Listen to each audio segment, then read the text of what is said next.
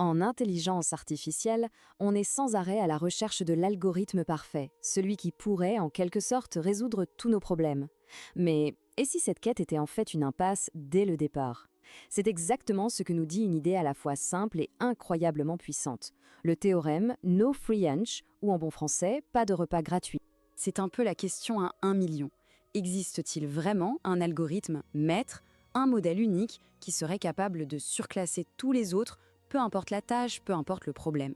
C'est le grand rêve de beaucoup de monde dans le domaine, mais la théorie, elle, nous met en garde. Attention, ce n'est peut-être pas si simple que ça.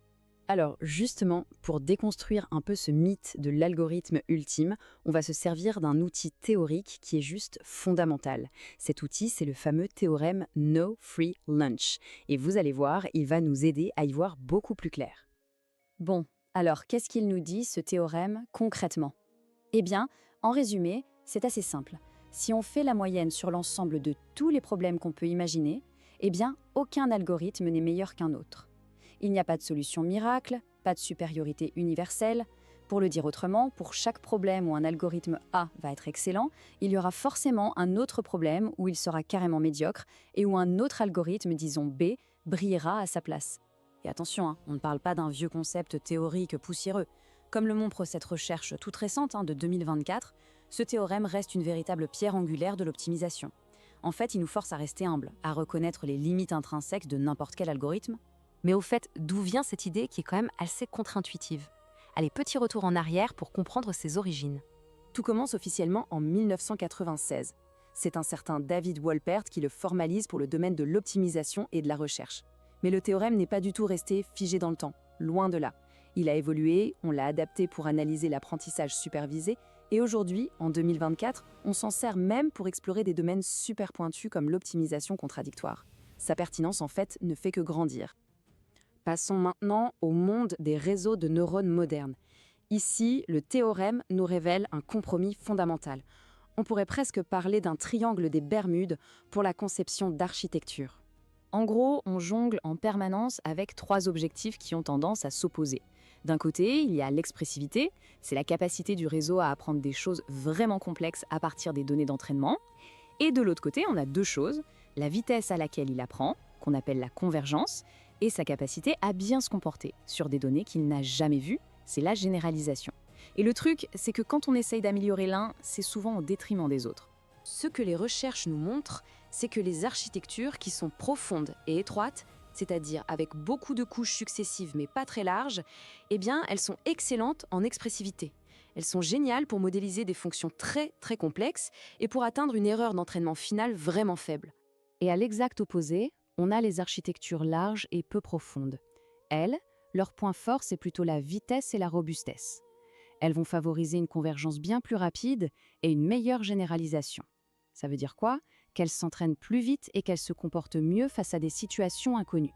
Et voilà, la conclusion tombe et elle est inévitable. Les chercheurs le formulent parfaitement. Aucune architecture unique ne peut être optimale sur ces trois aspects en même temps.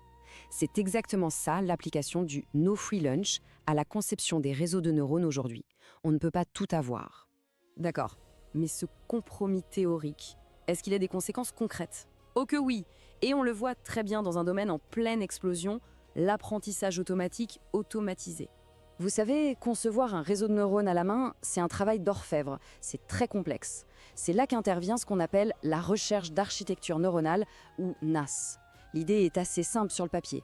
On va laisser les algorithmes explorer automatiquement des milliers, voire des millions de configurations possibles pour essayer de trouver la meilleure architecture pour une tâche bien précise. Et c'est là que tout s'éclaire. Le théorème explique parfaitement un biais qu'on observe très souvent dans les systèmes NAS. Pour être efficaces, ces systèmes ont tendance à privilégier les architectures qui s'entraînent vite. Pour y arriver, ils ajoutent souvent ce qu'on appelle des skip connections, des sortes de raccourcis qui aident le signal à mieux circuler. Le problème, c'est que ces raccourcis, en pratique, créent des réseaux plus larges et moins profonds. Résultat, on optimise à fond la vitesse de convergence, mais on sacrifie au passage l'expressivité, c'est-à-dire la capacité du modèle à apprendre des relations vraiment complexes. La conclusion, elle est donc limpide. Concevoir un bon réseau de neurones, ce n'est pas chercher la meilleure topologie dans l'absolu. C'est avant tout une recherche du meilleur équilibre possible entre la profondeur et la largeur, un équilibre qui doit être adapté aux contraintes spécifiques de notre problème. Bon, alors avec tout ça, qu'est-ce qu'on doit vraiment retenir pour la façon dont on construit les systèmes d'IA de demain? S'il n'y avait qu'une seule chose à graver dans le marbre, ce serait celle-ci. En intelligence artificielle, tout est une histoire de compromis. Chaque décision, chaque choix de conception a un coût. Il n'y a et il n'y aura jamais de repas gratuit. Allez, récapitulons les points clés à emporter. Premièrement, il faut abandonner l'idée qu'il existe un algorithme universellement meilleur. Ça n'existe pas. Deuxièmement, il faut accepter ce compromis inévitable entre l'expressivité, la vitesse et la généralisation. Troisièmement, on choisit son architecture en connaissance de cause, du profond et de l'étroit pour la complexité, du large et du peu profond pour la vitesse et la robustesse.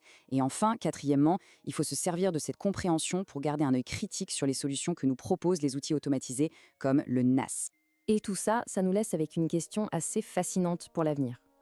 Si aucune architecture n'est parfaite toute seule, est-ce que la prochaine révolution ne viendra pas de leur combinaison?